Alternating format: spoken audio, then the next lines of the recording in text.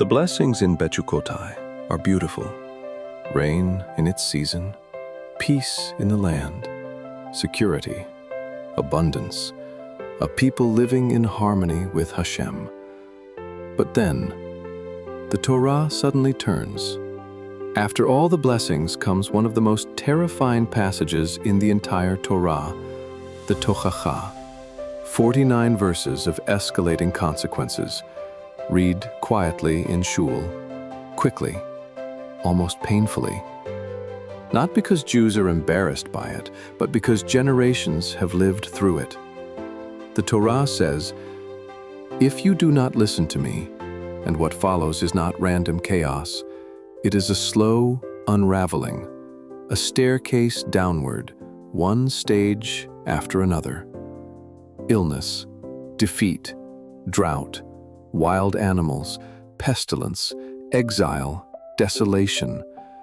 And after each stage, the Torah repeats something haunting. If even then, as if mercy still remains available, as if history itself keeps pausing, waiting for humanity to turn around. Before we even ask why the warnings exist, we first have to ask, what exactly was the covenant asking from us? Justice, compassion, Shabbat, honesty, care for the vulnerable, holiness woven into ordinary life. The Torah's laws are not random rituals disconnected from reality. They are the architecture of covenant civilization, a blueprint for how human beings are meant to live together. So why do societies abandon them? Why do human beings drift? Because civilizations rarely collapse overnight. They erode slowly, one compromise at a time, one truth ignored, one corruption tolerated, one generation forgetting what the previous generation fought to preserve. And eventually, people can stand inside a collapsing structure while still convincing themselves everything is normal.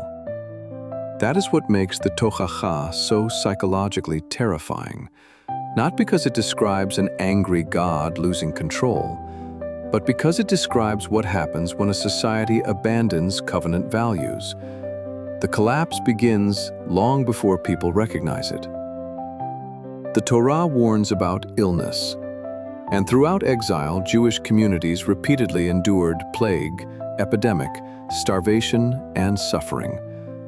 From medieval outbreaks to crowded ghettos to disease spreading through displaced communities across centuries.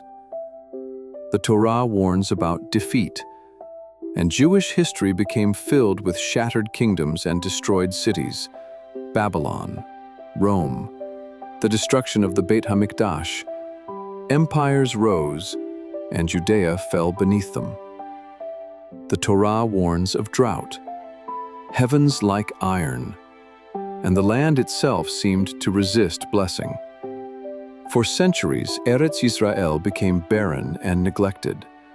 Travelers described empty hills, collapsed terraces, silent valleys waiting to breathe again. The Torah warns about wild beasts, and abandoned places quickly become overtaken by danger. Not only literal danger, sometimes societies themselves become savage. Human beings can become predators too. The Torah warns of pestilence, and again, Jewish communities endured disease amid exile, war, displacement, overcrowding, fear, and scapegoating. The suffering changed forms across history, but it never fully disappeared. And then comes exile itself. I will scatter you among the nations. Babylon, Rome, Spain, Eastern Europe. Generation after generation carrying Torah scrolls across roads that never seemed to end. Always wandering, always rebuilding, always carrying memory. And finally, desolation. The land emptied, the people dispersed. History appearing to swallow an entire civilization. And yet, after all of it, the Torah says something astonishing. Yet even then, I will not reject them. Everything fractured, but the covenant survived. Empires disappeared, the Jewish people did not. And suddenly, the story begins to turn. The land that once lay barren began to bloom again. The desert flourished. Fields emerged from wasteland. Innovation rose from survival. Israel became one of the world's leaders in agriculture, transforming dry desert into abundance. And not only agriculture, healing, medicine, technology, life-saving innovation. A people that suffered across history began helping heal the world. A people scattered across history is returning home carrying memory, trauma, Torah, and hope. And even after October 7th, after horror, grief, war, fear, the story still has not ended. Because somehow we continue to rise again and again. And maybe that leaves us with the real question, not, were the warnings true?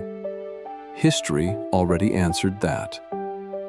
The deeper question is, what now? At Sinai, we once said, Na'aseh v'nishma. We will do and we will hear.